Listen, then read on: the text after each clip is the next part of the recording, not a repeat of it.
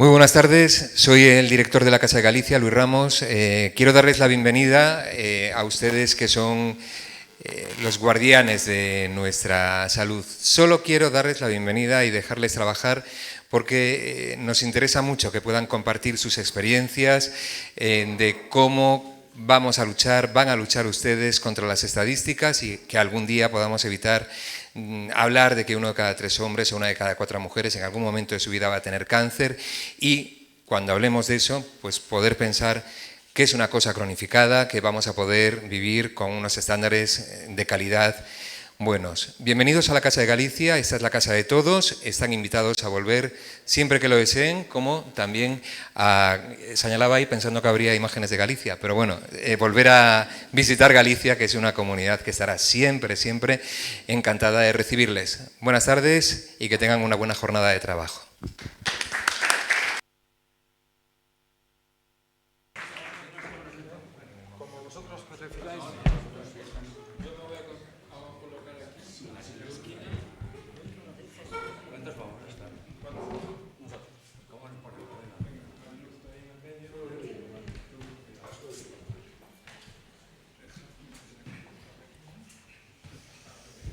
Esto funcionará y todo. Muy bien. Pues nada, muy buenas tardes.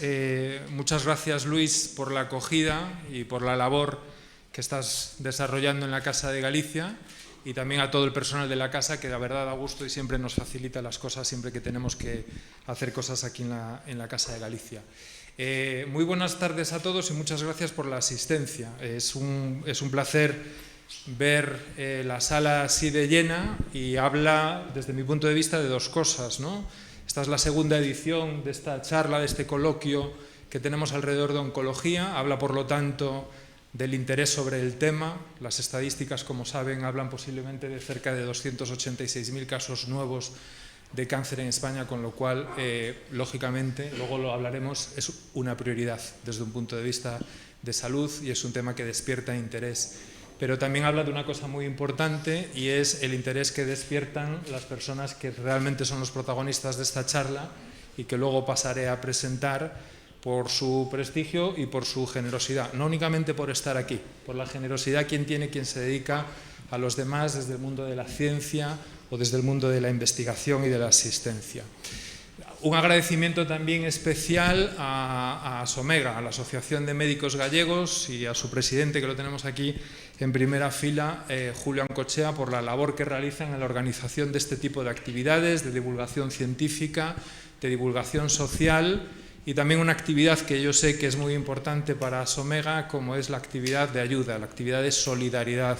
Somega Axuda, que organiza múltiples actividades a lo largo del año, entre ellas, pues por ponerles un ejemplo facilitado, que niños con capacidades distintas hayan podido completar el Camino de Santiago en el mes de junio, y sé que es una cosa de la que Somega se siente muy orgulloso y su presidente de una forma muy especial. Así que muchas gracias, Julio, por continuar con estas actividades. Y doy paso a presentar a los ponentes y ya entramos en materia. Lo voy a hacer no lo voy a hacer por el orden que me dé la gana, que era lo que tenía pensado decir. Lo voy a decir por el orden que se han sentado. Aquí a mi izquierda está el doctor Felipe Couñago, al que muchos de ustedes conocen. Él es oncólogo radioterapéutico, doctor en biomedicina y director nacional de investigación del grupo Genesis Care, un firme defensor y un impulsor de la colaboración en investigación y de facilitar la llegada de la mejor tecnología a los pacientes, así que muchas gracias, Felipe, por acompañarnos. A su lado, la doctora Mariluz Amador. Mariluz es médico también, especialista en oncología, doctora en medicina por la Universidad Complutense de Madrid y con una brillantísima trayectoria que incluye la investigación, la asistencia clínica, la gestión privada. Ha sido directora médica de la Asociación Española contra el Cáncer y desde el pasado mes de enero es director médico en Roche, España, una de las compañías pues más importantes en el ámbito de la investigación y de las soluciones en cáncer, como muchos conocen. Y mil gracias, Mariluz, por acompañarnos una vez más. A su lado, el doctor Ramón Reyes, que es doctor en ciencias, licenciado en bioquímica por la Universidad Complutense de Madrid, que ha desarrollado su carrera profesional en los ámbitos de la investigación, de la formación, de la estrategia y a mí me gusta mucho señalar de la transformación, porque es precisamente esa transformación la que está liderando de una forma sobresaliente como presidente de la Asociación Española contra el Cáncer, que como saben es un referente, no únicamente en España, es un referente internacional en el apoyo a los pacientes con cáncer y un orgullo para todos. Así que muchas gracias, Ramón, por la labor que realizáis y por acompañarnos también esta tarde. Y el doctor Luis Pazares, que es jefe de servicio de Oncología Médica del Hospital 12 de Octubre, profesor titular de la Facultad de Medicina de la Universidad Complutense, responsable de la Unidad de Cáncer de Pulmón del Centro Nacional de Investigaciones Oncológicas y el 12 de Octubre, entre muchas y relevantes responsabilidades. Y es uno de los mayores exponentes que tenemos en España en investigación y en organización de vanguardia en cáncer, donde cuenta con un destacadísimo papel y reputación a nivel internacional, como decía, con lo cual un plantel de lujo para tener una charla y un coloquio alrededor del cáncer y me van a permitir muy brevemente, porque dirán, ¿y usted quién es? ¿Viene a refugiarse de la lluvia? No. Bueno, yo soy Ramón Mel y a mí me gusta decir que yo soy corresponsable de un grupo de investigación en cáncer de mama que se llama SOLTI. Y digo corresponsable porque somos muchas personas las que nos hacemos responsables de poner nuestro granito de arena alrededor de la investigación del cáncer de mama. Y tengo el orgullo de moderar y de charlar con ellos cuatro alrededor del cáncer. Así que, si os parece, empezamos, ¿no? Me han advertido que hay mucha gente del ámbito sanitario, pero como colgaremos luego esta charla en YouTube, también nos tenemos que dedicar y dirigir de alguna forma a la población en general. Así que voy a empezar por una pregunta más de la órbita de la prevención y de muchos temas que están por ahí que no terminamos de resolver o no terminamos de aclarar, ¿no? Y es si es verdad, de alguna forma, que el cáncer o algunos tipos de cáncer se pueden prevenir, o esto es una lotería desafortunada que nos toca o que le toca a determinada gente. ¿Qué hay de cierto alrededor de la prevención del cáncer, de los estilos de vida y otro tipo de cosas? ¿Y qué evidencia tenemos al respecto, Luis? Bueno, muchas gracias por esas fantásticas palabras. Realmente yo soy no sé si ustedes se han leído algunos esa historia de este pequeno neno galego e tal, pois eu son unha persona criada nunha aldea nas faldas do Monte do Bocelo, no camiño de Santiago, a mitad de camiño entre Lugo e Melide.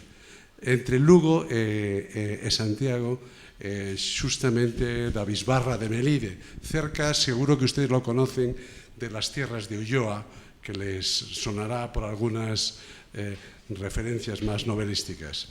Y probablemente eso sea mucho más importante de lo que yo he hecho a lo largo de mi vida que todas estas cosas que ha dicho el doctor Mel que yo hacía. Pero dicho esto, y yendo a la prevención, yo todos los días cuando a los alumnos de sexto de medicina les explico en la primera clase lo que vamos a dar, les hago 3 preguntas para saber qué es lo que conocen los que van a ser dentro de pocos meses médicos. Les pregunto, ¿qué es el cáncer? ¿Cómo se forma? Y la segunda pregunta que les hago es, ¿cuál es la magnitud del problema? Y lo tercero, ¿qué podemos hacer para disminuir la magnitud de este problema? Entonces, les llamará la atención que la mayor parte de los estudiantes, acabando la carrera, no saben cuál es la probabilidad de tener cáncer en este país y cuánta gente se muere de cáncer, que es mucha y seguro que lo hablaremos. Y sobre todo, ¿qué podemos hacer para prevenir el cáncer? En este país cada año hay casi 300.000 personas diagnosticadas de cáncer y 130.000 que fallecen cada año de cáncer, que es más o menos un 30% de los fallecimientos que hay todos los años son debidos al cáncer. Y hemos dicho que 1 de cada 2 varones, 1 de cada 3 mujeres les vamos a diagnosticar de cáncer a lo largo de la vida. Si hiciéramos una cosa tan sencilla como dejar de fumar, que nadie fumara, disminuiríamos más del 30% el sufrimiento por cáncer. Aparte de los beneficios en la salud respiratoria, como sabe el doctor Ancoechea, o en la salud cardiovascular, entre otras muchas cosas. O sea, que podemos prevenir el cáncer, chupao. Nos quitamos de un plumazo 1 de cada 3 casos. Pero si aparte de eso, comemos un poquito mejor, bueno, por ir por orden, hacemos un poco más de actividad física,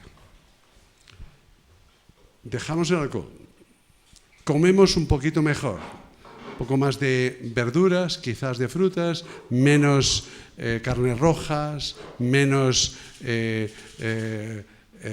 carnes o materiales churruscados y quizás otras 2 o 3 cosas adicionales, como un poco de cuidado con el sol, etcétera. Nos quitamos de encima probablemente el 50-55% del cáncer. O sea que se puede prevenir, desde luego, y muy fácilmente. Otra pregunta adicional es, ¿nos condiciona algo más nuestra genética y tal? Hombre, seguro que hay un componente genético. Probablemente no más del 8-10% del cáncer, quizás algo menos, tiene un claro impacto genético. Depende de nuestro background genético. Es mucho más importante el ambiental. Curiosamente, cuando le preguntamos a la gente, y tú lo sabes, Ramón, en un estudio que hicimos hace unos años en la Asociación Española contra el Cáncer, lo primero que piensa la gente es su historia familiar. El background genético les parece que tiene más impacto en el cáncer que lo ambiental. No, afortunadamente nosotros tenemos más que decir en que tengamos o no cáncer en el futuro. Y probablemente la sociedad como tal tenemos que reaccionar ante esto, ¿no? Excelente, gracias, Luis. Luego hablamos de por qué los de que estáis en la frontera entre Lugo y La Coruña siempre elegís La Coruña para nacer. Pero bueno, eso es otro debate. Eso es otro debate. Hay otro tema que realmente preocupa y que está de actualidad y ha estado de actualidad después del COVID y está vinculado con la prevención, que es vacunas en cáncer y fármacos de alguna forma preventivos alrededor de eso. ¿Eso es una realidad? ¿No es una realidad a día de hoy? Ya lo tenemos en algunos tipos de cáncer. ¿Cómo está la investigación alrededor de todo lo que tiene que ver con la prevención del cáncer?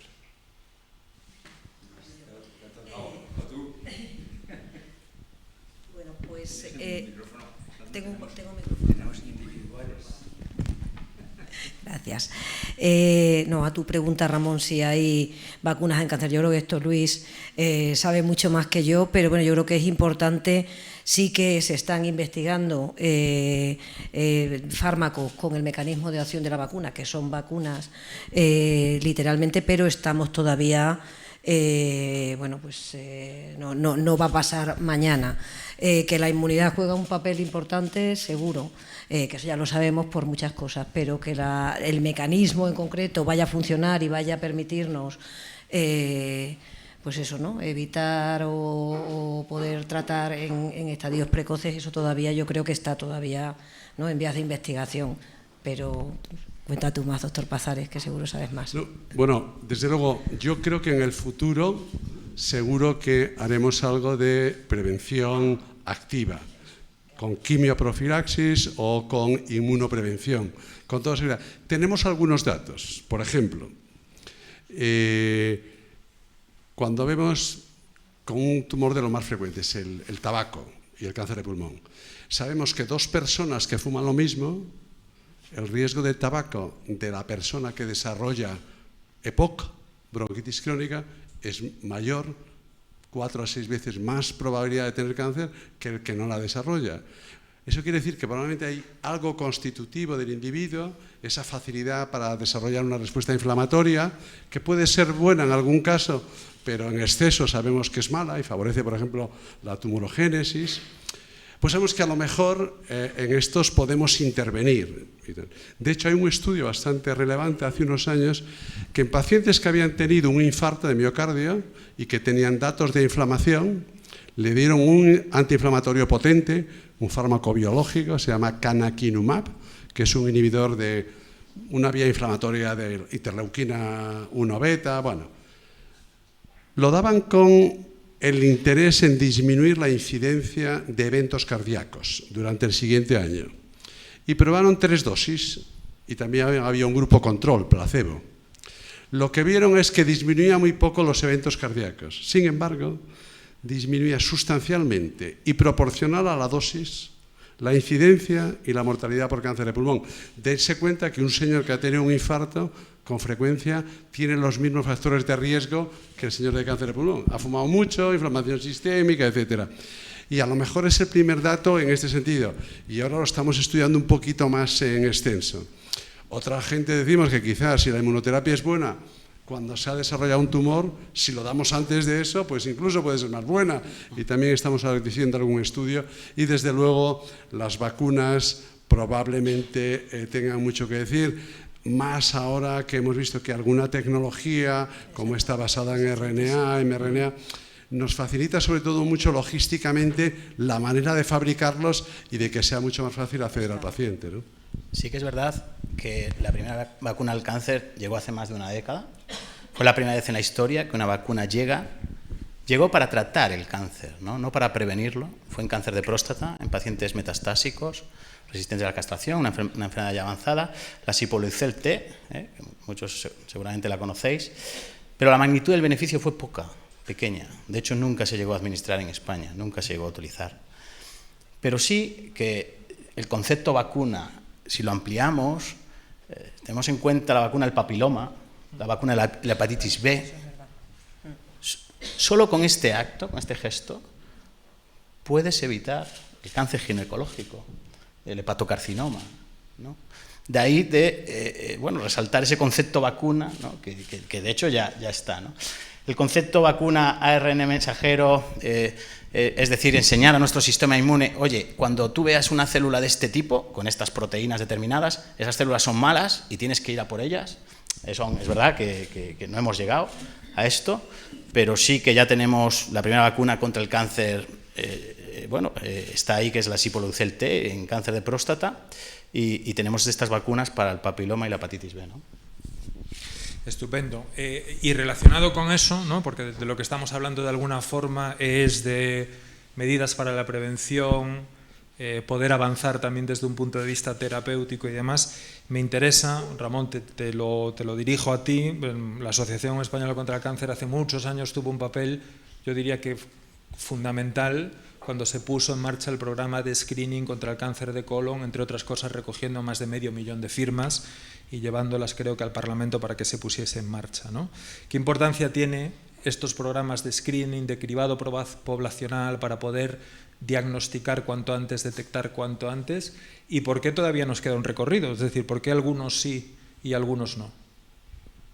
Bueno, yo creo que efectivamente ahí estuvimos, como siempre vamos a estar en todos los programas de cribado de cáncer, siempre que haya una posibilidad de detección temprana de cualquier cáncer a través de pruebas que permitan detectarlo en estadios o muy iniciales o precancerosos, como pueden ser los pólipos en el caso del colon. Vamos a estar siempre en todos ellos. Hemos estado en mama, estuvimos también. Nosotros estábamos haciendo también durante años la Asociación Española contra el Cáncer estuvo haciendo mamografías. O sea que nuestra historia está ligada siempre al abordaje del cáncer de forma integral. Y cuando digo integral es entrando en la prevención y en la detección temprana, como era el caso de mama. El caso de mama después ya pasó al sistema sanitario, está ahí. Habrá que revisarlo. ¿Dónde está ahora los screening de mama? Estaba leyendo, pues ayer justamente, la American Cancer Society acaba de hacer una publicación diciendo cómo está aumentando, y no pone cifras ahí, cómo está aumentando enormemente y cada año la incidencia de cáncer de mama en Estados Unidos entre el 2012 y el 2021, pero sobre todo en menores de 50 años, que si queréis luego será algo que cubriremos aquí porque nos preocupa extraordinariamente. Con lo cual, y entonces decía, bueno, están subiendo, afortunadamente está disminuyendo, en ese mismo periodo ha disminuido en un 10% la mortalidad. Y ahí entra estos programas de cribado y entra la investigación, que será algo que también tendremos que cubrir. Es esencial el concienciar primero a las autoridades políticas, porque esto depende de que se pongan en marcha las campañas para que se lleven a cabo en la población, que haya un llamamiento a la población para que acuda a hacer pues estas pruebas, y circunscribiéndonos al caso de colon, que efectivamente el origen no solamente de las 600.000 firmas, sino también lo que es la prueba de sangre oculta en heces fue un estudio de investigación, un proyecto de investigación llevado a cabo por el doctor Castells, que se financió por la Asociación Española contra el Cáncer. O sea que lo del palito y tal, eso también proviene de nosotros. Entonces, es muy, muy, muy importante que sean desde el año 2014 se pasó y era obligatorio que las comunidades autónomas hicieran un llamamiento a toda la población entre 50 y 69 años para que hicieran el screening de colon. ¿Qué nos encontramos? ¿Qué nos hemos encontrado? Primero, una enorme diversidad, variabilidad en cuanto a que unas comunidades autónomas han llamado al 100% de las personas y otras han llamado al 30%. Con lo cual, nosotros, desde la asociación, además de haber hecho eso, de haber estado, y no es por tirarnos aquí un farol, pero es que es lo que estamos aquí para eso, justamente, para poner todo el tiempo en primer plano todo lo que podamos hacer para que se minimice el impacto del cáncer en las personas y en la sociedad. Con lo cual tenemos que estar dando sin parar la lata a las administraciones, en primer lugar, para que hagan este llamamiento a la población.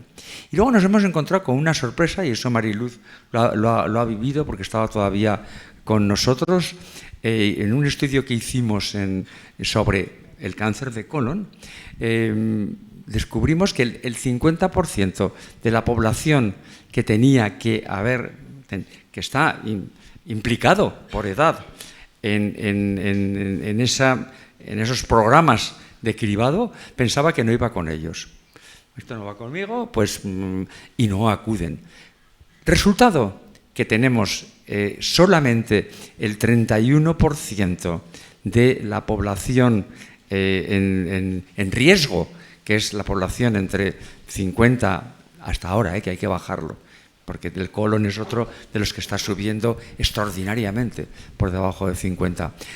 Pero la población entre 50 y 69 hay que bajarlo y subirlo hasta 75. Pues el 50% no lo consideraba que era su problema, y solo el 31% globalmente iba a hacer esta prueba.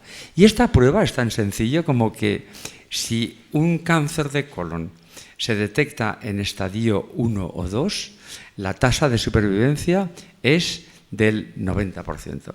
Si se detecta en estadio 4, la tasa de supervivencia es del 10%.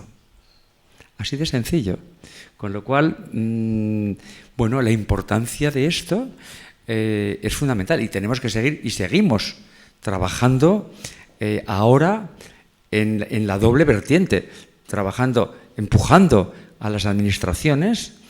Vamos a tener que modificar, como ya he adelantado, bajar la edad a 45, que algunas de las comunidades ya lo han hecho, y subir a los 75, porque la mayoría de los cánceres se dan por encima de los 60, 70 años. Con lo cual, y por otro lado, tenemos que trabajar con todos, y cuando digo con todos es todos los que estamos aquí, para sensibilizarnos y sensibilizar a las personas que nos rodean y a nosotros mismos de la importancia de seguir estos programas, por el coste personal por el coste social, por el coste económico, por el coste a la seguridad social y sobre todo por el sufrimiento que lleva el encontrarse ante un cáncer en una situación donde desafortunadamente ya no hay mucho que hacer. Muchas gracias, Ramón. Y Luis, ¿es válido esto, el screening, el cribado, es válido para todos los tipos de cáncer o no es el caso? Pues bueno, realmente esto es importante. A día de hoy sabemos que el screening, digamos, el despistaje del cáncer funciona en algunos casos y desde luego no en otros. Funciona con toda seguridad, se ha explicado aquí. En el cáncer de colon, ahí es particularmente eficaz. Realmente detectamos la mayor parte de los cánceres en estadio inicial o, incluso mejor, en estadio precanceroso y evitamos la mayor parte de no solo la mortalidad, sino de la morbilidad asociada al cáncer de colon. El cáncer de mama es muy efectivo, tiene una cosa buena el cáncer de mama y es que en general la mujer es más consciente y en general sigue más las recomendaciones, acude habitualmente. Si aquí se decía que acuden a hacerse las pruebas de un cáncer de colon de la población subsidiaria más o menos entre el 30 y el 40%, el cáncer de mama supera el 70% y es porque del otro 30% hay un porcentaje adicional que no le hace falta acudir al programa de cribado porque ya lo hace en su atención regular con su ginecólogo, etc. Pero vamos, esos son casos. El cáncer de cervix es un caso paradigmático. Somos capaces de prevenirlo con la vacuna, como ha dicho Felipe, pero aún así hay que seguir haciendo el screening anual en gente a partir de los 25 años, desde luego. Y hay en algún caso nuevo, hemos dicho el cáncer de pulmón. Los pacientes fumadores en alto riesgo de tener esta enfermedad, a día de hoy sabemos que si dejan de fumar, importante, si dejan de fumar, el hacer una prueba que es un TAC de baja radiación, cada año, cada 2 años, probablemente impacte en que diagnosticamos más cánceres y disminuyamos la mortalidad entre un 20 y un 50% dependiendo de la edad y del sexo de la persona. Pero desde luego está claro que es efectivo. Desgraciadamente este programa todavía no está implementado en nuestro país de manera poblacional. Tiene más dificultades hacer este programa de screening que el de cáncer de colon. El de cáncer de colon, tú te vas al registro civil y coges entre 50 y 70 años, 75, les mandas una carta, les invitas a que vengan y ya está. El cáncer de pulmón, como el riesgo está íntimamente ligado al tabaco, aparte de otros factores, y no tenemos recogido, pues, no sé, una historia informática asociada al DNI o lo que sea, que podamos cribar a la gente por esto, es un poco más complicado. Pero desde luego tenemos datos que es muy importante. Eso sí, siempre que dejes de fumar. No vale de nada hacerse un TAC, ver que no tenemos cáncer este año y seguir fumando. En eso no funciona. Esto es muy importante. Tenemos que tener. Para eso es importante que asociado al programa de screening demos o apoyemos un programa de deshabituación tabáquica. No sé, por lo menos está ya financiado parcialmente esto. Sin embargo, todavía no está muy estructurada la atención a la deshabituación tabáquica en este país. Hay pocas consultas y poco apoyo conductual para la deshabituación tabáquica y sabemos que es muy difícil hacerlo. Lo sabemos porque mucha gente recidiva en el hábito y porque algunos de nosotros, muchos, hemos fumado y sabemos lo que nos ha costado dejar de fumar. Por lo cual es importante reconocer eso, ¿no? Y en este sentido hay 2 cosas que ayudan mucho, aunque sean un poco de otra época, que es subir el precio del tabaco y prohibir el uso de tabaco en locales públicos. Eso es lo que más ayuda. Y aunque sea un poquito primario como medida y coercitiva, desde luego yo la apoyo a muerte, porque me gustaría. Esto tiene que ir apoyado de otras cosas, de un discurso. Por ejemplo, yo tengo 3 hijos adolescentes, ya casi jóvenes.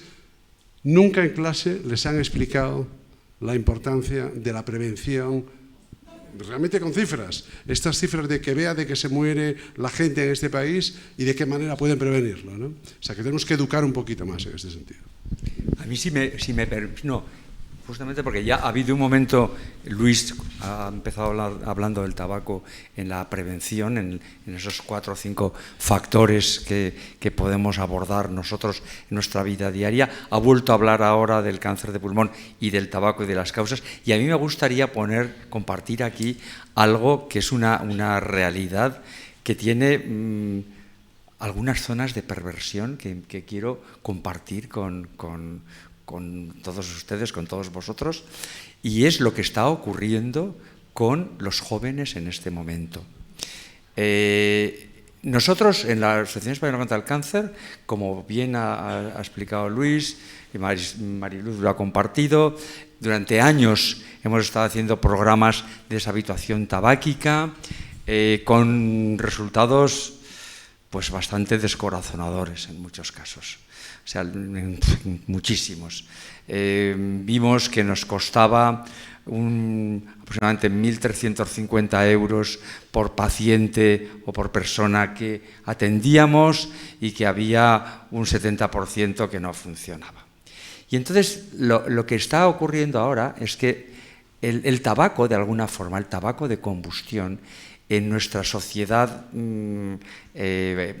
occidental, yo creo que ya está de alguna forma estigmatizado y las tabaqueras lo saben. Y entonces han dado por perdido, por lo menos, algo que ya tiene y permitirme la expresión un poco vulgar, una tajada enorme, que son 8,6 millones de personas que fuman tabaco de combustión en nuestro país al año y que ya hemos visto las consecuencias de lo que ha dicho Luis, 60.000 muertes, primera causa de muerte en España dentro de las causas de cáncer, etcétera, etcétera. Entonces, ese segmento, bueno, están ahí al albur de lo que pueda venir, pero están atacando otro, que es el de los jóvenes. ¿Cómo lo están atacando? Lo están atacando a través de las nuevas formas de fumar. Y lo están atacando a través de introducir los vapeadores, los cigarrillos electrónicos y el tabaco sin combustión.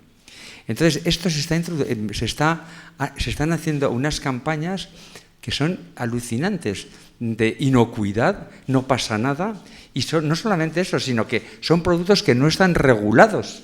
No hay una regulación, no se sabe ni lo que tienen dentro. Van un chico, una niña y los compra en el chino de la esquina y se hace un vapeo y no sabemos lo que hay ahí dentro. Entonces, y ya sabemos que el vapeo está produciendo lesiones, se han visto lesiones precancerosas en la mucosa de la boca, se ha visto, hay una enfermedad ya estudiada y descrita que se llama EVALI en Estados Unidos, que tiene un componente obstructivo inflamatorio importante que llevará en su momento al cáncer, y sobre todo lo más gordo de la historia es que es la forma de ir introduciendo a estas personas en el tabaco. El paso siguiente es el tabaco. En nuestra generación, fumar era como chic, estaba cool, no sé cuánto. Ahora estaba viniendo unos carteles que hay por todo Madrid de Bette Davis con la actriz que hace fumando un cigarrillo, era súper cool. Humphrey Bogart, pues se fumaba por eso. Ahora, eso es el vapeo. En las series, si las veis con atención, vapea la mayor parte de la gente. Hay una incitación a vapear como algo totalmente inocuo. Y eso lo hemos visto, se están regalando vapeadores en primeras comuniones. Con lo cual, nos contaban en una reunión, no hace mucho, que no sé si era Philip Morris, una tabaquera, había invertido el año anterior 10.000 millones de euros en investigar nuevas formas de acceder, de desarrollar mecanismos diferentes del tabaco convencional. El presupuesto de investigación para cáncer en Europa son 20.000 millones. Con lo cual estamos hablando de palabras mayores. Esto realmente, y Luis ha abordado una cosa importante, esto tiene muchas, o sea, es un poliedro y tiene muchas facetas. Una de ellas es efectivamente subir el precio. La OMS dice que si se sube el 50% el precio del tabaco en el mundo, baja en 50 millones el número de fumadores, eso está claro, pero también tenemos que abordar sobre todo este reservorio que va a ser los fumadores del futuro. Sabemos que en España es el 22% la gente que fuma. En menores de 25 años fuman el 33% tabaco. Y los vapeadores, hasta 18 años, 1 de cada 4 adolescentes o niños han vapeado.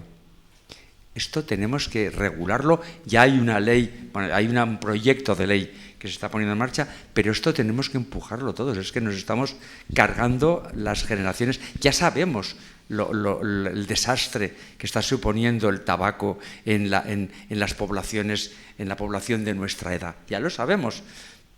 Cortemos y paremos que esto no ocurra introduciendo a los jóvenes en el tabaco a través de algo que es pues un poco del flautista de Hamelin. O sea, están tirando con la flautita a llevarlos a donde tiene que ir. Es así. Es un poco, suena un poco a lo mejor hippie lo que estoy diciendo, pero es así. Es así, es así. Entonces, nosotros hemos cambiado totalmente la estrategia en la Asociación Española contra el Cáncer.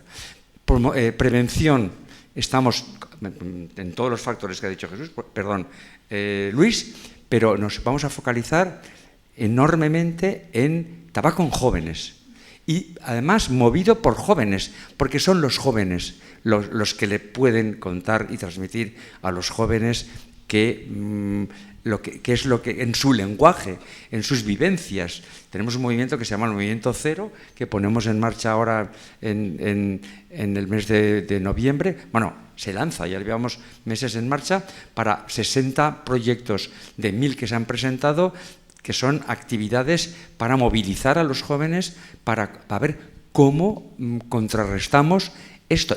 Porque además hay otra cosa, porque es cierto que cuando tienes 20 años, y me estoy enrollando un poco, pero bueno, cuando tienes 20 años todos somos inmortales, o sea, nadie piensa en que se va a morir, excepto Woody Allen, que decía que para tener un orgasmo, retrasarlo, pensaba en la muerte, pues el resto solamente será para eso, pero no para otra cosa.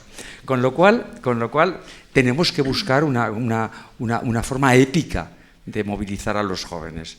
Y la forma épica, aparte de lo que hemos hablado, de todo esto, de lo que es esta dependencia y este problema que lleva, es que aparte de eso, los devices, no sé cómo se llama, los dispositivos. Los dispositivos que utilizan tienen pilas de litio, tienen plástico. Eso tiene una contaminación en el planeta brutal. Con lo cual tenemos ahí servido un pastel que tenemos que abordarlo.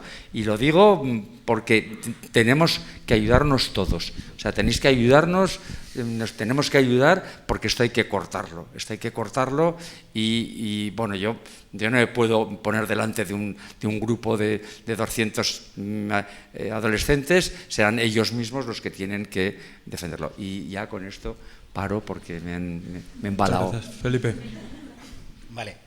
Entonces, yo quería hacer un resumen, por lo tanto, de lo que tenemos en España. Son 3 planes de cribado, como se ha comentado aquí, pero para que quede claro, ¿no? La mama, colorectal y cervix, los tenemos. Y están en estudio 2. Uno se ha comentado, el del cáncer de pulmón, el cáncer que más mortalidad provoca al año, ¿vale? Lo cual es muy relevante que se implemente este programa de cribado. Y el segundo, hay mucho varón en esta sala, es el programa de screening del cáncer de próstata, ¿vale? ¿Por qué es relevante el programa de cribado del cáncer de próstata? Porque el cáncer de próstata es el más frecuente en el varón, ¿de acuerdo? ¿Por qué se está tardando en implementar el programa comparado con, por ejemplo, el cáncer de mama, ¿no? Que tiene muchas analogías? Porque no ha sido hasta hace muy poquito que por primera vez un estudio ha demostrado de forma clara que el cribado en cáncer de próstata disminuye la mortalidad. Se ha demostrado después de 20 años de cribado, ni a los 5 ni a los 10, sino a partir de los 20 años. Con lo cual, el mensaje es, el programa de cribado probablemente llegue, probablemente se instaure según recomendaciones europeas a partir de los 50 años. Es importante hacerlo, tenerlo en cuenta. Sabéis que se hace a través del PSA, pero va a implicar una serie de consideraciones, si uno se mete en un programa de cribado de cáncer de próstata, de saber que si le diagnostican un cáncer de próstata de bajo riesgo, probablemente no necesite tratamiento, y este agobio de que te han diagnosticado un cáncer de próstata también hay que manejarlo, ¿no? Entonces, bueno, estos son lo que va a llegar a España en los próximos años: cribado de cáncer de pulmón, cribado de cáncer de próstata, y bueno, y esta es la única manera de poder seguir mejorando las tasas de supervivencia, ¿no? Muchas gracias. Yo me quedo con 3 cosas, me podría quedar con alguna más, pero mi cabeza da para 3 cosas a la vez. Me quedo con 3 cosas, que es: 1, tenemos que avanzar en temas de educación, de concienciación social. Tenemos, como decías tú, Ramón, que empezar por los jóvenes. Luis también hacía referencia a eso, porque son los que primero tienen que conocer las consecuencias. Me quedo con una recomendación muy clara de: tenemos que dejar de fumar, hay que dejar de fumar, hay que hacer ejercicio físico, hay que cuidar la dieta, pero solo el impacto del que hablaba Luis de dejar de fumar es bestial, no únicamente para el cáncer, sino para muchas otras patologías. Y tercero, porque a veces no somos, como buenos españoles, no somos muy disciplinados, no sé si lo sabían, tenemos que tomarnos en serio nuestras revisiones, ¿no? Porque eso también puede tener un impacto decisivo, y lo estamos viendo con algunos tipos de cánceres. Doy el salto a otro siguiente capítulo de estos temas a lo mejor no muy conocidos o mitificados y demás, o que no sabemos exactamente lo que son, que es la medicina de precisión, la medicina personalizada. ¿Qué es eso, Mariluz? ¿Qué hay alrededor de la medicina personalizada y la medicina de precisión en cáncer? Bueno, pues es un término que de hecho yo lo conocí en la oncología, pero que se está utilizando ahora en muchísimas otras áreas terapéuticas. Entonces se trata básicamente de poder ser lo más específico, concreto, lo más concreto posible, a la hora de identificar, de diagnosticar y de tratar tumores. Es decir, intentar casi llegar, ¿no?, a un tratamiento concreto para un paciente concreto en un momento concreto. Esto tiene muchas implicaciones, porque primero implica un conocimiento profundo de la biología molecular, de la historia natural de los tumores, que todavía pues nos queda todavía mucho por saber, ¿no?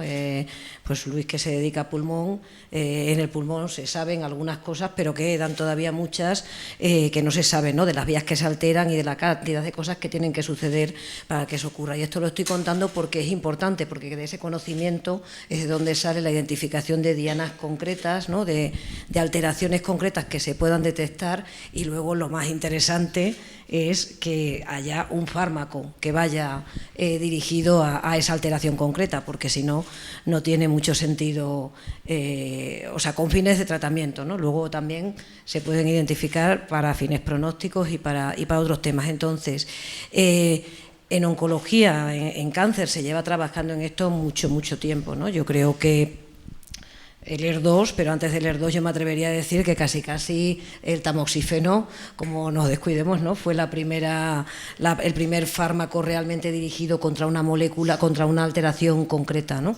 Entonces, es un campo que claramente va en crecimiento, que va ligado íntimamente a conocer bien esa biología y esa historia natural de los tumores, y donde bueno, pues dependiendo de las áreas se ha ido avanzando, y bueno, cada vez hay mayor número de pacientes que se tratan con esa premisa, ¿no? Es decir, bueno, voy a un tratamiento más dirigido en contra o versus una quimioterapia o tratamientos que eran como más generalizados, ¿no? Iban un poco contra la célula, contra el DNA, pero bueno, contra el bueno, contra el malo, y eso tiene implicaciones para el paciente, tiene implicaciones primero de eficacia, que evidentemente son importantísimas, pero también de toxicidad y de tolerancia. Los tratamientos más dirigidos son más tolerables, y la toxicidad existe, porque existe, pero también es más dirigida, y bueno, se trata de otra manera.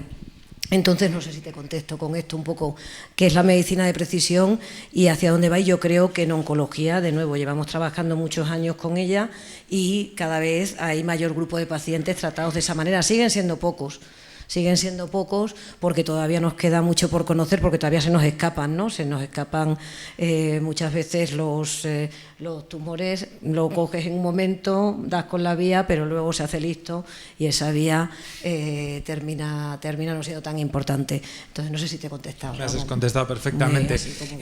Al hilo de esto, ¿creéis qué es lo más interesante o lo más esperanzador en la medicina personalizada? ¿Es el diagnóstico, la precisión en el diagnóstico? ¿Es la precisión terapéutica o radioterapéutica? ¿Es el conocimiento, que se está avanzando en el conocimiento del cáncer? ¿Es la combinación de todo? ¿Qué es lo que creéis que tiene más futuro, más esperanza? Pues yo creo que, quizás es importante aquí distinguir un poquito la medicina personalizada, que es algo que hemos hecho toda la vida o intentamos personalizar, es decir, que un paciente pensamos si es buen candidato para la cirugía o no, qué tipo de cirugía hay que hacerle, si hay otro tratamiento que es mejor, o para el paciente con hipertensión, qué tipo de fármaco le va a ir mejor, etc. O sea que eso lo hemos intentado hacer toda la vida. En el caso de la oncología, esto que llamamos oncología de precisión, queremos ir un poquito más allá y para eso lo que pretendemos es aprovechar el conocimiento que subyace a cómo se desarrolla un cáncer, qué anomalías genómicas tiene, para intentar desarrollar tratamientos que específicamente, dependiendo del gen que está alterado y que es responsable de ese cáncer, lo tratemos de una forma o de otra. Y eso es básicamente lo que intentamos hacer de alguna manera hoy en día. Y esto tiene muchas implicaciones, como tú decías, no solo en el tratamiento, sino en el diagnóstico. De hecho, en definitiva, hace unos años, cuando yo trataba un cáncer de pulmón, le hacemos una biopsia a un paciente y yo llamaba al patólogo y le preguntaba, ¿qué tipo de cáncer era? ¿De células pequeñas o de no células pequeñas? Porque en el fondo, para mi tratamiento, solo me importaban esas dos cosas. Con el tiempo vimos que los cánceres de no células pequeñas era importante diferenciar si eran adenocarcinomas o tumores epidermoides, si la histología, la forma de las células, nos ayudaba a seleccionar el tratamiento. Y hoy en día realmente tenemos que preguntarle 7 apellidos. Tenemos que saber, al menos de una lista de al menos 12 o 13 genes, si están mutados o no, porque esto nos va en gran medida a influenciar el tipo de tratamiento que damos a un paciente. Porque en el fondo ya el paciente no tiene cáncer de pulmón, ni adenocarcinoma de pulmón. Tiene adenocarcinoma de pulmón con mutación EGFR, con traslocación del gen ALK, con traslocación del gen RET, con traslocación del gen ROS, con mutación del gen BRAF, con traslocación del gen NCHUAC, con mutación del gen KRAS. O sea, hay al menos 12 subtipos de cánceres. Y digo 12 porque son mutaciones en oncogenes. En general, en el cáncer se producen por alteraciones en 2 tipos de genes. En oncogenes, que son genes que habitualmente no están activados, tienen una mutación y entonces empiezan a estar activados todo el día. Es como si se nos atasca el timbre y algo que solo debiera de activarse cuando timbramos, si se queda timbrado todo el día, entonces lo que tenemos que hacer es darle un inhibidor de esa señal todo el día activada. Y eso es fácil farmacológicamente, porque lo que tenemos que darle al paciente es un inhibidor de esa señal que está patológicamente activada. El problema es la otra mitad de cánceres, que no tienen problema con el oncogen, lo tiene en el gen supresor. Este es un gen que habitualmente está activado, nos está defendiendo del cáncer y a consecuencia de tener una mutación pierde la función de guardián, pierde la función de prevenir el cáncer. El problema es que farmacológicamente es muy difícil recuperar una pérdida de función. Farmacológicamente eso es muy difícil. Y por eso, a día de hoy, todavía fallamos en prevenir o en farmacológicamente dar un tratamiento de precisión para esos cánceres.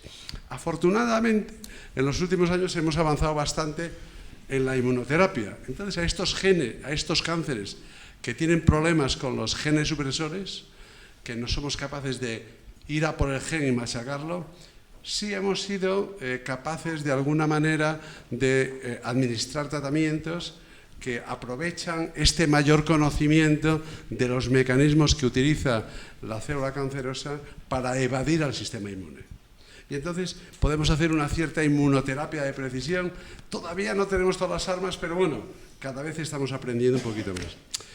En definitiva, esta idea antigua, había un médico inglés muy famoso, Sir William Osler, que decía, realmente el ser capaz de distinguir cuál de dos pacientes va a responder y quién no, y quién va a tener efectos secundarios y no, lo sabemos gracias al arte médico.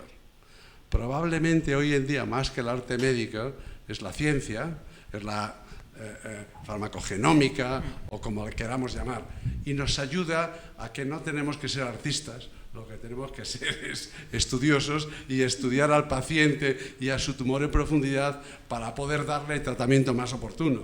O sea que en el fondo, afortunadamente, cada vez los médicos somos menos artistas, ojalá sigamos siendo empáticos y desde luego tenemos que estudiar más y que investigar más. Yo en términos de personalización y precisión quería cambiarlo de óptica, siempre lo enfocamos desde el punto de vista de farmacológico, ¿no? Y para contextualizar, para que todos sepáis, en términos generales, el cáncer, tenemos tres armas: radioterapia, cirugía y tratamientos sistémicos, el que sea de tratamiento sistémico, quimioterapia, inmunoterapia, etc. En términos globales, la radioterapia hace falta en el 70% de los tumores, de todos los tumores, para que lo sepáis, y participa en el 40% de las curaciones, la mayoría combinadas con fármacos y o cirugía, pero un 10% por sí sola puede curar, ¿no? ¿Y por qué hago esta reflexión del término de la radioterapia? Porque la radioterapia es invisible. De hecho, la mayoría de gente no tiene ni puta idea de lo que es la radioterapia. ¿Vale? Eso es así. Entonces, ¿Algún radioterapeuta en la sala? Alguno hay, sí. Entonces, para que sepáis, desde el punto de vista de la radioterapia es muy importante para poder curar el cáncer. Sin radioterapia sería imposible. Y por lo tanto es importante investigar en este concepto para seguir mejorando. De todos los ensayos que se hacen en el mundo de oncología, solo el 7% de ensayos se dedican a investigar en radioterapia. Solo el 15% se dedica a investigar de la combinación de radioterapia con un fármaco. El resto de investigación en cáncer se dedica solo a los fármacos. Por eso probablemente es uno de los motivos por lo que es una gran desconocida. Imaginaos un paciente con cáncer de próstata localizado.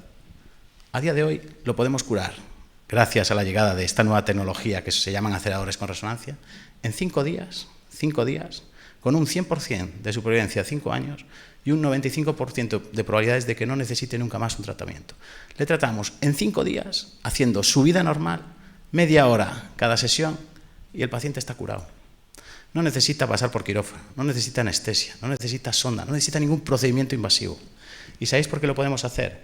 Porque por primera vez en la historia de la radioterapia, con estas máquinas, vemos en tiempo real lo que estamos tratando, como el cirujano cuando abra al paciente. Lo vemos a través de una película de resonancia. Y adaptamos en cada sesión y en cada segundo nuestro tratamiento a ese movimiento. Nunca jamás en la historia de la oncología radioterápica habíamos podido ver en tiempo real lo que estamos tratando. Ahora sí, y esto está marcando una diferencia. Está marcando una diferencia en cáncer de próstata. Insisto, no evitamos la incontinencia, tenemos menos disfunción eréctil, evitas todos los procedimientos invasivos. En cáncer de páncreas, este tipo de tecnología, empezamos a ver que nos está empezando a ayudar a aumentar la supervivencia. Y por último, un concepto asociado a esa personalización y precisión en radioterapia, que es la radiogenómica. Así como existe la farmacogenómica, existe la radiogenómica. Tenemos 2 grandes laboratorios en España, pioneros en el mundo, uno en Santiago de Compostela, otro en el Virgen del Rocío, de Sevilla. A día de hoy ya empezamos a saber, a través de estudios de genoma completo, de GWAS, que existen determinadas alteraciones moleculares que nos pueden predecir, ojo, que si a ese cáncer de próstata le das las dosis completas, le vas a fundir el recto y va a tener mucha toxicidad, o a ese cáncer de pulmón. Ojo, que con esta alteración molecular vas a necesitar menos dosis, porque con esas dosis es suficiente para curar a ese paciente.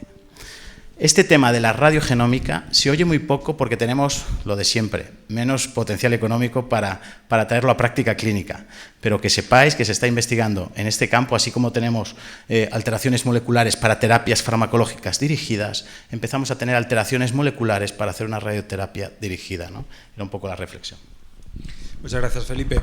Esto abre también esta, no sé cómo llamarlo, ¿no? Superpersonalización, superprecisión y demás. Abre otro debate en el que miro a Ramón, donde la asociación está muy posicionada y está elevando un papel muy de liderazgo y muy vocal en ese sentido, que es la equidad. Es decir, esto intentemos que llegue a, no voy a decir a todo el mundo, porque yo creo que parte de, y me lo aclararéis, ¿no? Pero parte de esta superpersonalización de la medicina, ojalá que llegue, pero no va a poder llevarse a cabo en todas partes, ¿no? Posiblemente por los requisitos que han de tener los centros y demás, pero que llegue al mayor número de personas posibles. Entonces, ¿qué nos falta en ese sentido, Ramón, para lograr y para trabajar en esa equidad en la que estáis tan posicionados desde la asociación?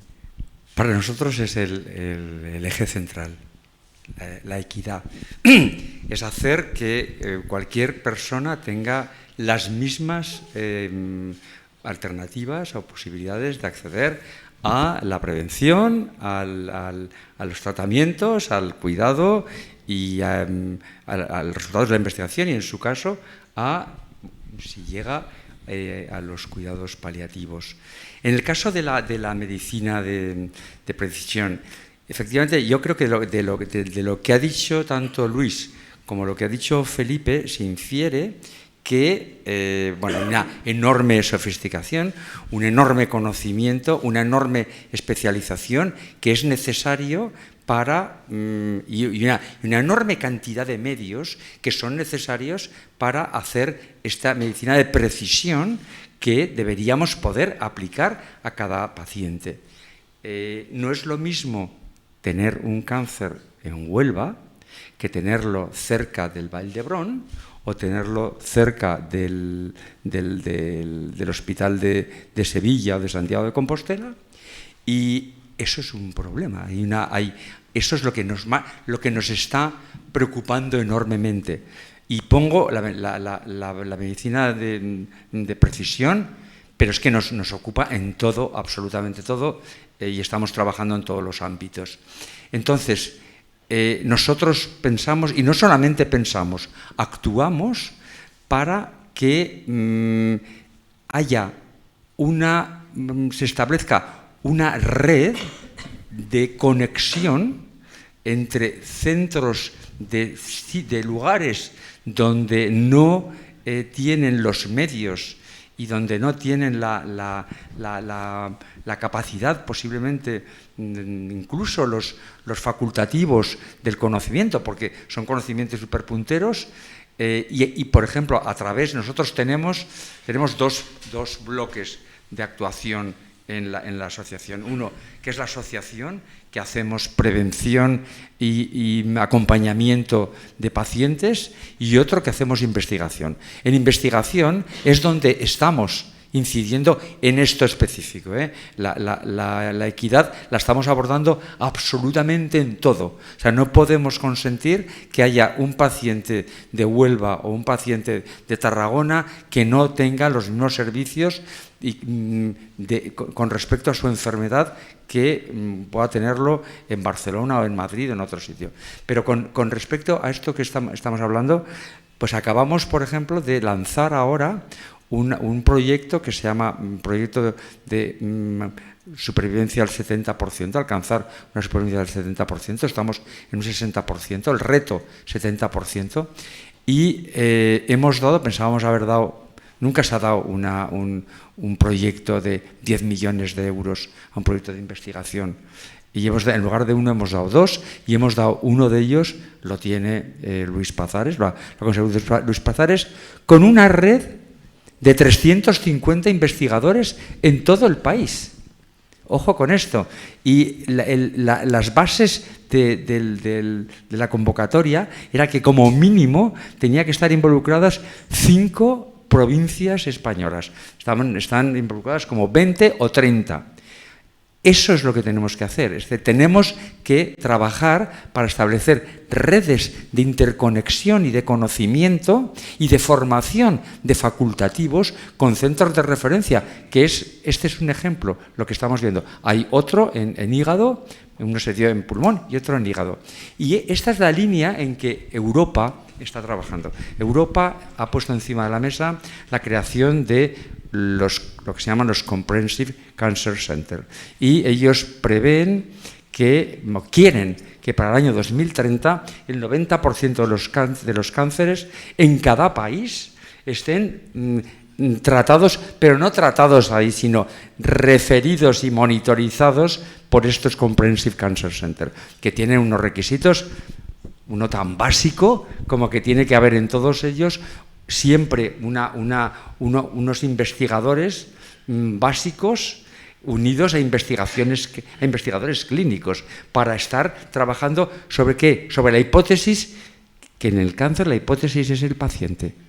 No hay otra hipótesis más que el paciente, no son los ratones, no es nada, la hipótesis del paciente. Bueno, estos Comprehensive Cancer Center necesitan para su despliegue el tener esta red secundaria para hacer una unión de conocimiento, y requiere también una cosa que no tenemos, que es el registro de tumores. Por ejemplo, no tenemos un registro de tumores centralizado, con lo cual, por mucha medicina de precisión que tengamos, si no hay un registro de tumores, evidentemente, o sea, estamos trabajando en eso, estamos trabajando con el Ministerio en que haya un registro de tumores, estamos trabajando desde la investigación en financiar proyectos que creen esta red absolutamente necesaria para que no haya ni un solo paciente en ningún sitio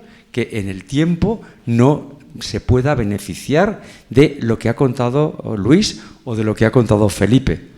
En un aspecto más molecular, bueno, y el otro también, pero vamos, que es así. O sea, nosotros lo vemos así, y este es un problema muy serio en el país. La equidad, la inequidad. El cáncer es una fuente de inequidad brutal.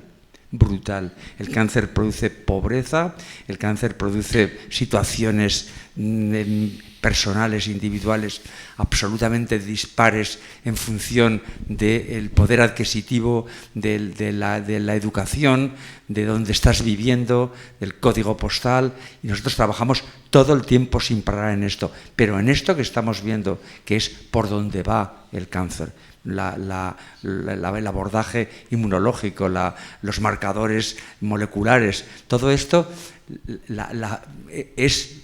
En el futuro no se nos puede escapar también la equidad.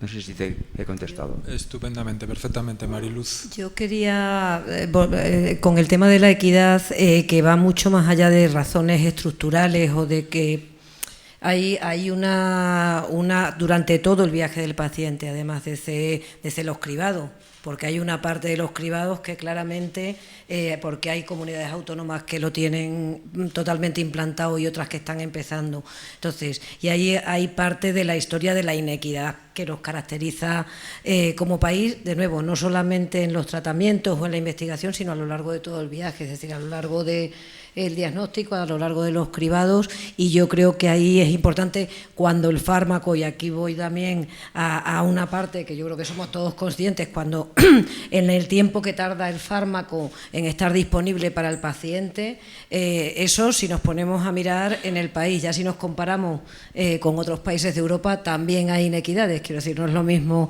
ser español que ser alemán para recibir un tratamiento en el timing, o sea, el momento en el que tienes acceso a ello. Entonces, creo que es importante, y lo menciono porque me parece que organizaciones como la ONG, o sea, es un problema, yo creo que de todos, pero organizaciones como la Asociación Española contra el Cáncer y la ciudadanía, aparte de, por supuesto, los profesionales sanitarios, la industria farmacéutica, los pacientes, pero creo que es importante que eso sea un debate más, bueno, que seamos conscientes, porque al final estamos hablando de algo que si no nos ha tocado, nos va a tocar a todos, de cerca o personalmente. Entonces creo que sí que es importante esa concienciación de los que estamos aquí también. Estupendo. Penúltima, porque nunca se sabe si es la última o la penúltima, pregunta por mi parte, antes de dar paso, porque yo creo que tenemos la sala repleta, tenemos 90 personas es la capacidad, pues 90 personas en la sala, Y también me gustaría reservar un poco de tiempo por si hay alguna persona que quiere hacer alguna pregunta. Entonces, una penúltima por mi parte, talento. ¿Vale? Yo creo, me vais a permitir una pequeña nota personal, creo que una de las cosas que nos diferencia como país en el abordaje del cáncer y es extrapolable a otras patologías y a otras áreas son fundamentalmente tres cosas. Primero, somos un país sumamente solidario, ¿vale? Y yo creo que eso es un tema que nos distingue y todas esas redes que existen y demás parten de una red de solidaridad. Segundo, somos un ejemplo de colaboración en el ámbito científico, en el ámbito académico, en el ámbito social. Luis presidió una asociación de investigación en cáncer que tiene 40 años. Solti, que yo soy corresponsable, tiene 30 años de experiencia en colaboración a nivel científico, por no hablar de la Asociación Española contra el Cáncer, fundada en el año 1953, de una forma preciosa. Con lo cual, la colaboración yo creo que también es una cosa realmente que nos distingue. Y el tercero es el talento. Y no lo digo porque estoy sentado con quien estoy sentado en esta mesa, sino porque cuando uno mira en cualquier área, en cualquier patología en el ámbito clínico, investigador y demás, a nivel internacional, siempre hay un referente español. Con lo cual, quédense con un mensaje de tranquilidad, estamos en buenas manos, ¿vale? Pero mi pregunta va desde un punto de vista de el talento que viene, ¿vale? ¿Tenemos algún riesgo de perder talento hacia la investigación, hacia la oncología, hacia la hematología? Estamos viendo que la gente que entra en medicina se decanta por otras especialidades. ¿Tenemos ahí algún riesgo? ¿Tenemos algo que hacer en ese sentido, Luis? Hombre, yo creo que este es un tema muy importante, ¿no?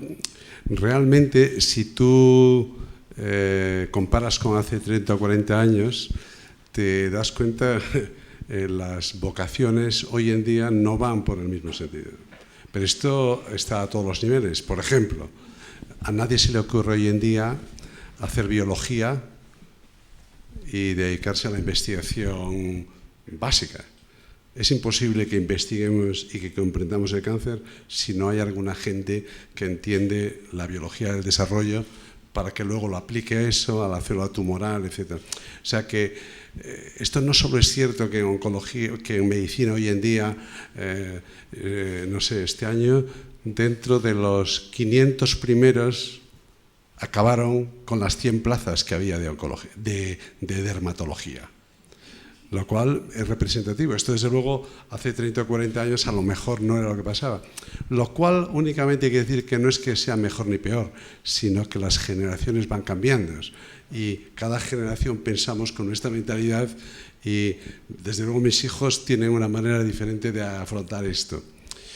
Lo que sí es cierto es que nosotros podemos hacer algo más por atraer al talento, ¿no? Ahora mismo estamos en un pleno proceso aquí en Madrid. Seguro que muchos de nosotros tenemos al 60% del personal de nuestros servicios en un proceso de una oferta pública de empleo y tal, que desde luego es un atentado contra el talento. Contra el talento porque, dense ustedes cuenta, por ejemplo, en mi departamento hay 40 médicos de staff. Esto es un cuerpo que es de oncólogos médicos. Desde luego, el que hace cáncer de mama y el que hace trasplante de médula ósea no tiene nada que ver uno con el otro. Pero eso le pasa al cardiólogo. No tiene nada que ver el que hace ecocardiografías con el que coloca stents, con aquel que hace trasplante cardíaco. O sea que hoy en día la especialización es tan grande y, sobre todo, en un servicio con muchas personas tenemos que tener pues gente muy buena atendiendo al paciente urgente, muy buena en una técnica. Tiene que haber gente que a lo mejor no es tan buena asistencialmente, pero en cambio tiene una capacidad en la investigación y un talento mucho mayor, porque es la única manera de que la pluralidad avance, ¿no? Y les digo, tenemos un sistema de selección de personal que básicamente se basa, primero, en los años que llevas trabajando, segundo, en los años que llevas trabajando y tercero, en los años que llevas trabajando. Se dan ustedes cuenta que el talento se nos ha olvidado. Y es que esto llama la atención que año tras año seguimos teniendo el mismo proceso, cuando esto sería muy fácil. Y es que todos nosotros, cuando, no sé, en cualquier ámbito de desempeño queremos a una persona, necesitamos describimos el perfil e intentamos buscar a la persona que mejor se ajuste a ese perfil. Es que esto es tan sencillo, ¿no? Tampoco hace falta ser un genio. Pues no sé, esto nos cuesta mucho. Luego, nosotros podemos hacer algo más. Podemos hacer algo más, incluso aunque el hospital, el sistema público no sea el más... Creo que podemos hacer algo más. Yo, por ejemplo, creo que, si decimos, para trabajar en este hospital es necesario lo que sea, ¿no?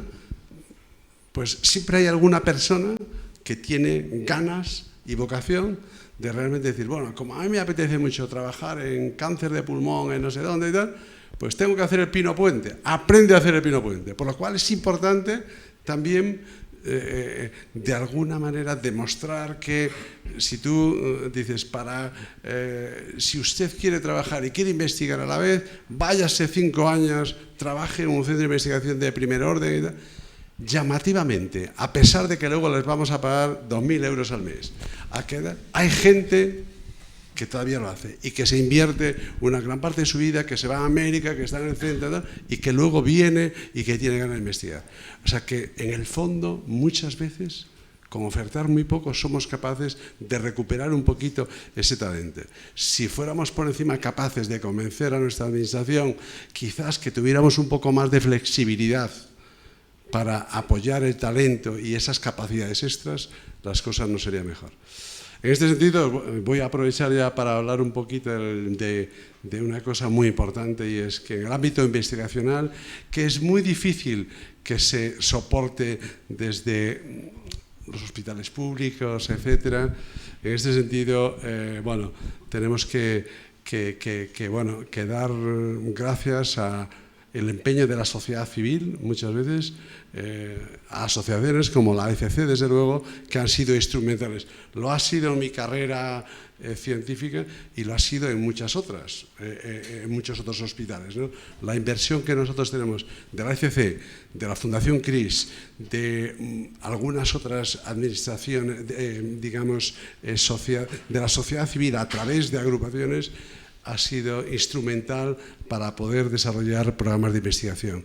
Y la verdad es que en ese sentido tenemos que agradecerlo, y tenemos que agradecer a todas las personas que de alguna manera nos ayudan a comprar todos los días un poquito de esperanza de una segunda oportunidad para los pacientes a través de la investigación, que son las rifas que nosotros tenemos, la verdad. Es muy importante eso, y a veces es una cosa que yo creo que se desconoce un poco, ¿no? Que es que la investigación salva vidas. Y esa solidaridad que tenemos como país y demás, tenemos que volcarla también en el ámbito de la investigación. Mariluz, no sé si querías comentar nada al hilo de esto. Yo sí quería comentar algo. Nosotros, justamente, y como ha esbozado Luis, ahora tenemos dentro de somos la primera entidad privada en montante de inversión en investigación en cáncer. Vamos a acabar el plan estratégico, estamos en unos 32 millones de euros al año, tenemos invertidos 120 y tantos millones en 600 y pico proyectos, 1.500 investigadores trabajando, y una gran mayoría de esas personas son convocatorias de talento. Es decir, nosotros lo que hacemos es empezar a trabajar con los estudiantes. Tenemos estudiantes en prácticas, damos becas, una gran cantidad, 300 y pico, para trabajar en verano en los laboratorios de investigación y en los hospitales, predoctorales, estancias fuera. Nosotros estamos justamente cuidándonos de compensar eso que no tiene el sistema establecido de forma continuada, de forma estructurada y de forma dirigida. Eso es lo que desde la asociación, y cuando lo ha comentado Luis, nosotros tenemos en este momento investigadores principales que empezaron con nosotros desde de prácticas de laboratorio. Y eso Mariluz, que ha compartido conmigo, la tenéis con nosotros, la dirección médica hasta hace 6 meses, os lo puede contar también. Es brutal cuando llegas a a un ámbito científico de investigación, de pronto se levanta alguien y dice, no, como ha dicho Luis ahora, pero te ponen ejemplos de cómo su carrera ha ido progresando porque alguien le ha cuidado. Y ese cuidado nosotros tenemos el deber y la obligación de hacerlo. Nosotros tenemos un enorme número de socios y yo realmente os animaría a que nos apoyarais o como socios o como queráis o simplemente con testimoniales, lo que queráis, para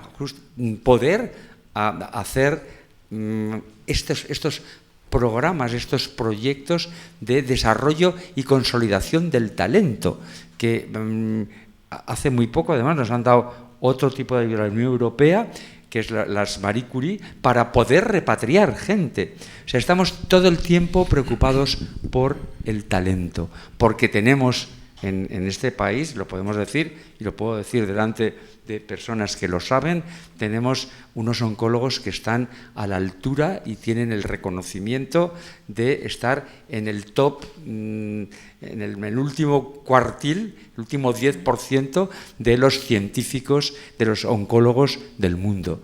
Con lo cual, pese a la baja inversión que hemos tenido, bueno, pues aquí hay realmente un entorno que estamos cultivando dentro de las instituciones, tanto clínicas como de investigación, como quienes desde la sociedad civil estamos apostando por esto, que es muy favorable. Tenemos que dar más y mucho más, mucho más. Habría que invertir muchísimo más en investigación y en talento. Totalmente. Y yo, sobre esto que estáis diciendo, yo creo que también es importante. En investigación clínica somos el país de Europa que más pacientes recluta en ensayos clínicos, en oncología. Bueno, pues porque es donde más materia hay, pero también en otras áreas. Es decir, y esto se debe a muchas cosas. Se debe, por supuesto, a unos profesionales sanitarios muy preparados, a unos pacientes que culturalmente son generosos y participan, a una Agencia Española del Medicamento y Productos Sanitarios que en términos regulatorios nos lo pone fácil. Pero dicho esto, esa posición la podemos perder, esa posición, y depende de muchas cosas, pero depende, nosotros desde mi compañía, desde Roche, nos parece que es una amenaza para todos como país, no solamente para nosotros como compañía o en un área concreta. Entonces creo que es importante ser consciente de eso y, bueno, pues tocar un poco todas las teclas que hay que tocar, que es desde la motivación del investigador, porque es verdad que al final pues no es tan gratificante, ¿no? Muchas veces, o no se ve así, lo que decía Luis, ese subir al carro a gente que seguro que sí se va a enganchar, pero también ser conscientes de que tenemos que mantener esa posición competitiva y que eso depende de que trabajemos todos juntos y seamos capaces de un poco encontrar mecanismos para no perder esa posición. Porque evidentemente estamos, hay mucha gente deseando estar allí, ¿no? Entonces, por ejemplo, en Roche, pero estoy convencida de que en cualquier compañía, hasta luego en oncología, España además es el país de Europa, o sea, es que se repite, es espejo. Quiero decir, es el país de Europa, es el país, después de Estados Unidos, que más pacientes recluta. Eso es, en fin, y de nuevo, no es algo concreto, yo creo que es algo que tenemos que ser conscientes, que es una de nuestras cartas de presentación, que repercute directamente no solamente en el, digamos, tejido intelectual, sino en el bienestar de la población por muchos motivos, pero también en el paciente. Que haya mucha investigación también da posibilidades a los pacientes de poder participar en esa investigación. Entonces, me parece un punto importante tener en cuenta esa. Yo la reflexión, estamos hablando de retener el talento. Es verdad que los médicos tenemos vocación, ¿no, Luis?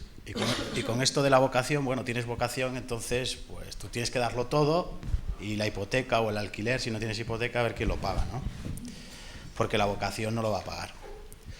Entonces, es verdad que tenemos, y esto está ahí, tú lo sabes, Luis, unos porcentajes de burnout, de oncólogos quemados que están ahí, Entonces estamos pensando cómo solucionar esto y que la gente que esté quemada no se vaya, cómo retener el talento. Es verdad que con inversión, yo pertenezco a un grupo privado que se llama Genesis Care, y Y macho, pues lo que han decidido es, voy a poner 11 millones para traer una maquinita de estas, de la que hablaba antes, acelerador con resonancia, el primero de España a Meridian. Con eso, hoy aquí está un fellowship que vino de Milán, que va a estar con nosotros 6 meses. ¿Por qué? Porque estamos apostando por la innovación. En menos de 2 años tenemos más de 50 publicaciones, hemos puesto más de 7 ensayos en marcha, damos clases en la universidad. Todo eso a la gente la puede motivar y la puede ilusionar. Entonces, yo creo que en ese sentido se pueden hacer cosas para un poco retener el talento y que la gente no se vaya, pero eso exige pues trabajar duro, está claro. Muy bien, pues prometí la posibilidad de alguna pregunta del público y ha llegado el momento, antes de que pasemos a clausurar el acto y al cóctel posterior. Julio, no sé si te tengo que acercar este micrófono de... no. Bien, primero muchísimas gracias a todos, ¿no? Ha sido un debate muy rico, profundo, nos ha hecho reflexionar y realmente sois todos, cada uno en vuestra área, gente admirable, ¿no? Y entonces en ese sentido quiero dar las gracias en nombre de Asomega. Pero claro, yo también quiero hablar un poco de Asomega, ¿no? Entonces, bueno, detrás de los 2 miembros de la Junta Directiva que están en esta mesa está nuestro eslogan, ciencia, arte, valores y sentimiento, ¿no? Ciencia, evidentemente, Luis, de la mano de la investigación, una apuesta decisiva, ¿no?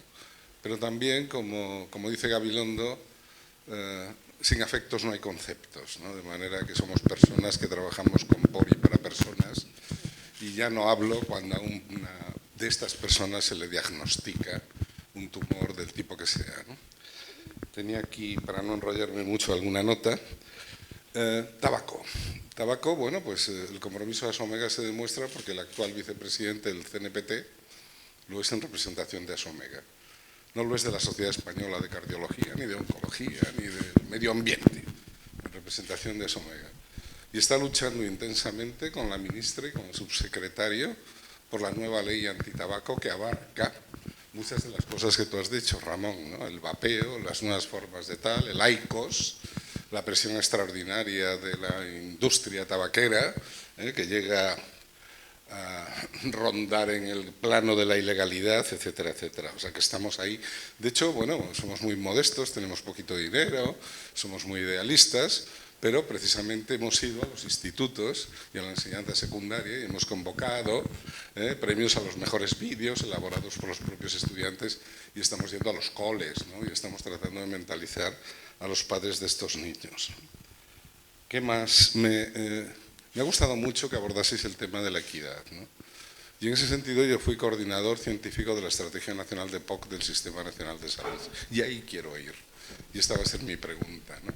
El Plan de Calidad del Sistema Nacional de Salud estableció en su momento las estrategias en salud. Y bueno, he buceado un poquito y la Estrategia Nacional del Cáncer del Sistema Nacional de Salud creo que se actualizó en 2021, en febrero de 2021, y los principios básicos del Sistema Nacional de Salud son la equidad, la accesibilidad, la universalidad y la calidad. Pero empezamos por la equidad. Y ahí viene mi pregunta, ¿qué papel está jugando en el momento actual el Ministerio, la Dirección General correspondiente, y en qué fase se encuentra esa Estrategia Nacional del Cáncer? Yo recuerdo como coordinador científica de la DEPO que estaban todas las sociedades científicas, el Foro Español de Pacientes, pero estaban representadas todas las comunidades autónomas. Y había una serie de líneas estratégicas, de objetivos generales y específicos, y había una evaluación. Yo no sé si esto está vivo en la Estrategia Nacional del Cáncer y me gustaría que me lo comentaseis de alguna manera. ¿Y qué más? Y lo voy a dejar ahí porque si no me enrollaría más que vosotros mismos. Estrategia Nacional del Cáncer, ¿dónde estamos? ¿Cuál es el compromiso de nuestras autoridades sanitarias? ¿El Ministerio es consciente de todo esto? ¿Está potenciando todo esto? ¿O después de la pandemia por COVID las estrategias en salud están en la nube? ¿Hay un compromiso institucional? ¿Hay una coordinación institucional? ¿Se fomenta esta equidad? Bueno, será interesante ver. Yo te voy a dar mi opinión particular. Yo he estado participando en la estrategia, de hecho, como presidente de ASECA, que es una sociedad científica, y el presidente era como miembro de oficio, seguro que la ECC y muchas otras. La realidad es que la equidad en este país tiene un problema, y es que quien debiera de gobernar en vigilando no tiene la pasta. Y ese es un problema muy grande, esa es la verdad. Somos un país que desde el punto de vista de la prestación sanitaria está federalizado, lo cual ni es bueno ni es malo, seguro que es bueno para unas cosas. Y bueno, lo que desde luego hace muy difícil es la gobernanza de cosas como la equidad.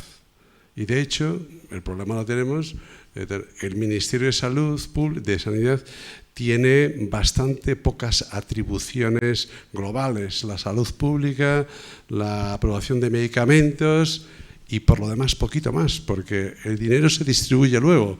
Y entonces, la verdad es que desde el punto de vista organizativo eso dificulta algunas cosas. Por ejemplo, yo en el año 93 me fui a Inglaterra a trabajar a Escocia unos años.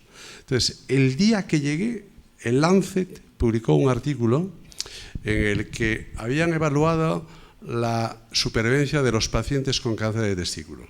Y había 5 hospitales en Escocia que trataba pacientes con cáncer de testículo. Un servicio era el que más pacientes trataba y por lo tanto recibía un poquito más de la mitad de los casos y tendían a ser de estadios más avanzados. Y entre los otros 4 trataban el 45%. El hospital que trataba el 55%, a pesar de ser estadios más avanzados, a los 5 años tenía un 15% más de supervivencia. Entonces, bueno, lo vimos y algo que nos parecía que la complejidad mejoraba el performance, lo sabemos en muchas enfermedades, pero lo más sorprendente para mí fue que a la semana siguiente el secretario general de Salud de Escocia dictó una orden. Todos los pacientes de Escocia de cáncer de testículos se tratan en este hospital, en el hospital que trataba el 55% y tenía mejores resultados. Algo de cajón, tampoco hace falta ser más listo a la clase. En Madrid tenemos 8 hospitales con neurocirugía. ¿Cuántos con cirugía torácica? ¿Cuántos con cirugía cardíaca? Las cuestiones más básicas. No me meto en la oncología porque me tengo que meter conmigo. Y entonces, pero vamos, se puede usted imaginar que las cuestiones son parecidas.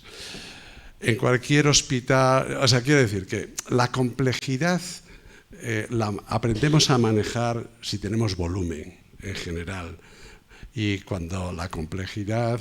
Entonces, podemos llevar a la cercanía del paciente la asistencia que es sencilla y tenemos que hacerlo. Y por eso es importante que existen redes asistenciales para que lleguemos a la cercanía del paciente.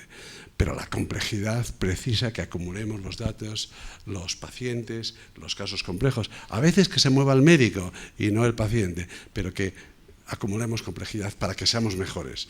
No es que yo sea el mejor, sino que el mejor es el que ve muchos pacientes de una determinada patología. Y eso no somos capaces de hacerlo en este país todavía, realmente. Una cosa tan sencilla como organizar, no sé, aquí hemos hablado de medicina de precisión, el análisis genómico de los cánceres, esto es bastante fácil de organizar. En Francia llevan 20 años haciéndolo y lo han organizado. A veces el ser un poco centralista en ese sentido ayuda. Lo importante no es que te lo hagan aquí o allá, lo importante es que te lo hagan. Sea centralizado, sea descentralizado, seguro que nos da igual. Yo trabajo en el 12 de octubre y tengo camiseta del 12 de octubre, pero si a mí me dicen que para hacer cáncer de pulmón me tengo que ir a La Paz o a Alta, seguro que me voy. Si lo importante es que tengamos los medios y las mejores opciones para hacerlo con los pacientes. Y a lo mejor se me olvidará tanto la camiseta del 12 de octubre. Espero que no, pero bueno. Yo, Luis, quería hacer una reflexión, Julio, a tu pregunta, Estrategia Nacional del Cáncer. Desde el punto de vista del parque tecnológico de radioterapia hace 5 años, estábamos en una crisis total. Había aceleradores, máquinas en muchas comunidades autónomas que impactaban de forma negativa en la supervivencia y calidad de vida de nuestros pacientes. Y eso nadie lo sabía. No había una solución. Esto seguía así. Y tuvo que venir un caballero gallego a hacer una gran donación para renovar todo el parque tecnológico de radioterapia y de radiología de España, además de posteriormente los fondos europeos. Yo la reflexión que hago es, vale, esta la hemos librado, porque ahí hubo una persona que quiso apostar por esto, no. Pero dentro de una década volvemos a estar en lo mismo. ¿Tenemos plan B? La respuesta es que ahora mismo no. No existe. Y esto es un poco para dejarlo como reflexión, ¿no? Y yo quería hablar en relación con la estrategia, que como bien ha dicho Julio, se revisó, de hecho, después del COVID, se empezó a revisar, ¿no? Y llegó el COVID y hubo como una adenda post-COVID, que está muy bien, pero ¿cuántos años llevaba sin actualizarse? Lo digo porque creo que aquí la historia importante es, o para mí me parece que el cáncer es un problema de salud pública. Es como Luis ha empezado, no sé quién ha mencionado un poco la incidencia, y es un problema que va más allá, pues eso, de salud, es salud pública, es un problema social. Entonces yo creo que aparte de, y también es opinión personal, ¿no?, que aparte de renovarla hay que seguirla y hay que tener un ojo puesto ahí y viendo cómo se van implementando las cosas, ¿no? Porque, por ejemplo, una de las recomendaciones son los planes de medicina de precisión por comunidad autónoma. Entonces, eso es un tema importante, porque al final ahí nos va lo que hablábamos antes, nos va la equidad, nos va el diagnóstico adecuado, nos va el tratamiento adecuado y al final nos va la vida, que es lo importante, porque no es el tratamiento en sí, sino lo que eso te va a dar. Entonces, creo que también es fundamental, primero, que estemos todos concienciados, esto es un problema de todos y es un problema que va más allá del ámbito hospitalario, y luego que hay que hacer seguimiento de alguna manera, y ahí también yo vuelvo a decir que tenemos todos un papel importante que jugar, porque parece que no, que sí, que tenemos estrategia, pero es que hace 5 años teníamos una obsoleta y dentro de 5 años, si no hacemos nada, a lo mejor esta no la ha seguido nadie. Entonces yo creo que es importante esa reflexión a todos los niveles. Nos encanta en Europa en general y en España tenemos también esos hábitos, a veces no copiamos lo mejor porque hay otros modelos, como decía Luis, fantásticos, tenemos una tendencia natural a regular y a veces la regulación no es lo que soluciona las cosas, es hacer las cosas. Y yo creo que modelos en el ámbito sanitario de tomar decisiones de implementación a nivel nacional que salvaguarden la equidad y demás, las hay. O sea, es una cuestión de voluntad y de ponerse de acuerdo.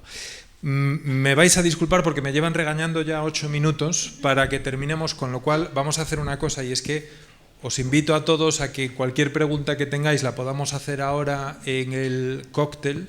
Simplemente me vais a dar, y me tenéis que prometer los 4 que van a ser 30 segundos, porque me gustaría despedirme y despediros con una nota personal. Hablamos mucho de ciencia, hablamos mucho de investigación, de medicina de precisión. Nos ha faltado la inteligencia artificial, que la trataremos ahora en el cóctel, seguro. Pero me gustaría simplemente, para despedirnos, porque trabajamos para personas y somos personas y para personas, me gustaría simplemente que dijeseis muy rápido qué es lo mejor que a nivel personal os ha dado el poder dedicaros a lo que os dedicáis, a dedicarse al cáncer y a cuidar a los pacientes. ¿Qué es lo mejor que os ha dado? Luis. Hombre, la verdad, mira, yo tengo un hijo que justo acaba de empezar medicina y es el tercero de mis hijos. Entonces, mi mujer es oncóloga también y yo soy oncólogo, y ninguno de ellos quería ser oncólogos, de otras cosas, porque nos habían visto poco a lo largo de su infancia y nos echaban la culpa a la medicina y a la oncología. Realmente, el único argumento que yo he intentado que mis hijos adquirieran es que yo, sinceramente, me siento muy afortunado siendo oncólogo. Me siento muy afortunado por muchas cosas. Desde luego, porque es un trabajo, el de médico, que es fantástico. Intelectualmente, tener la oportunidad de tener un trabajo en el que puedes investigar, descubrir cada día nuevas cosas, tener esa necesidad de estudiar porque van apareciendo muchas novedades que ayudan a pacientes.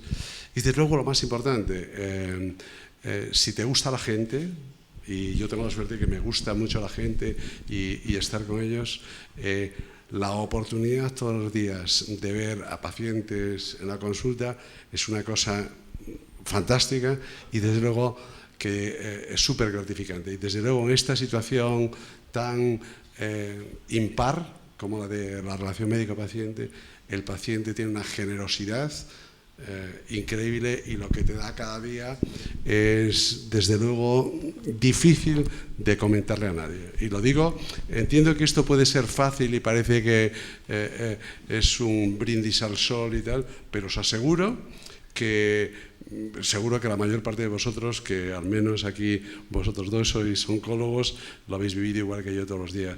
Y si tienes la suerte de que te guste la gente, esto es que ya increíble, la verdad. O sea que yo me siento muy afortunado habiendo sido oncólogo, honestamente, toda mi vida. Ramón.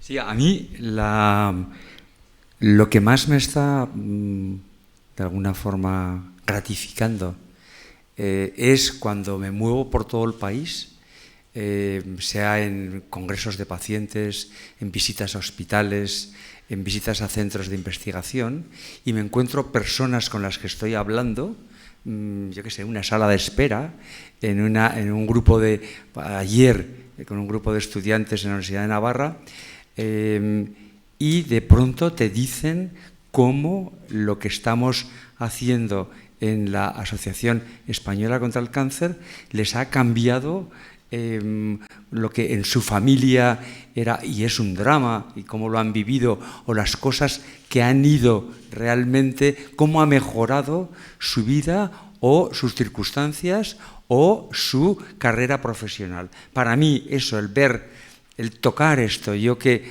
vengo de una carrera muy variada, mi origen es bioquímico, biología molecular, gestión, después industria farmacéutica, el poder, el tener la posibilidad, y ahí estoy con Luis, el tener la posibilidad de estar aplicando todo lo que he aprendido, mejor o peor, para que estas personas vean y reciban este impacto en sus vidas de la Asociación Española contra el Cáncer, me parece un privilegio. Me parece un privilegio y creo que he tenido la enorme fortuna de, en el final de mi carrera, poder acceder a una posición como esta, que no había ni soñado.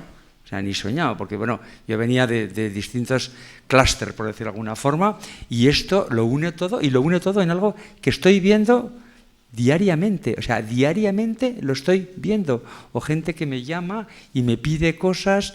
Luis es un sufridor de muchas cosas que me piden a mí y muchas otras personas, pero es lo que hacemos en la casa, es decir, ver cómo esto ayuda a las personas de verdad.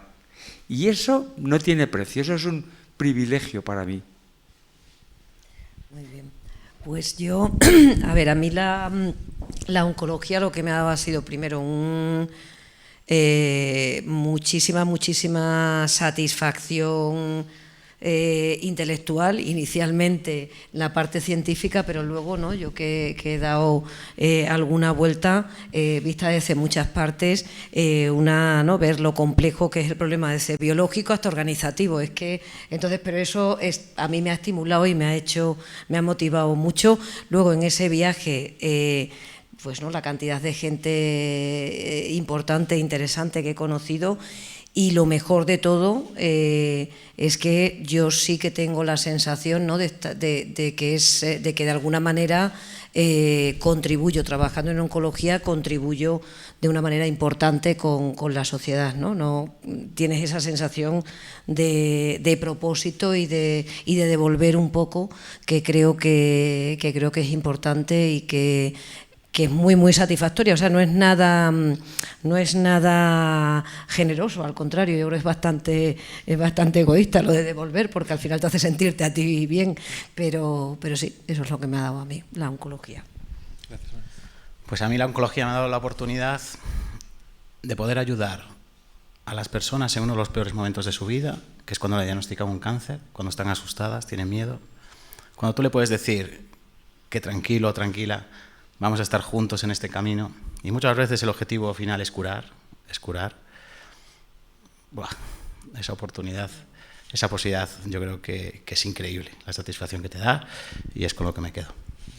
Bueno, pues me quedo con esto, nos quedamos con esto. Yo creo que esto queda grabado, seguro que va a aportar también en estas cosas que hemos estado hablando, la investigación salva vidas, la solidaridad, y Luis hacía referencia a eso, Ramón es un ejemplo a través de la asociación de eso, la solidaridad, el apoyo económico también a la investigación salva vidas, el talento salva vidas, y aquí tenemos 4 exponentes del talento y ojalá que sus palabras ayuden a otros talentos a seguir salvando vidas. No todo va a ser inteligencia artificial, también seguimos necesitando de la inteligencia natural, y muchas gracias de verdad a los 4. A mí me ha aportado muchas cosas que luego os comentaré, pero una de ellas es poder pasar un rato tan agradable y una charla tan agradable con gente como vosotros, y muchas gracias a todos los que habéis asistido esta tarde, más de 90 personas, a esta charla que lógicamente se repetirá. Y con esto damos por concluida la sesión y pasamos, como estamos en la Casa de Galicia, a escuchar el himno gallego, con el debido respeto. El doctor Gegúndez, al que alguno de vosotros conocéis y que es oftalmólogo en el Hospital Clínico de Madrid, es también un eminente gaitero.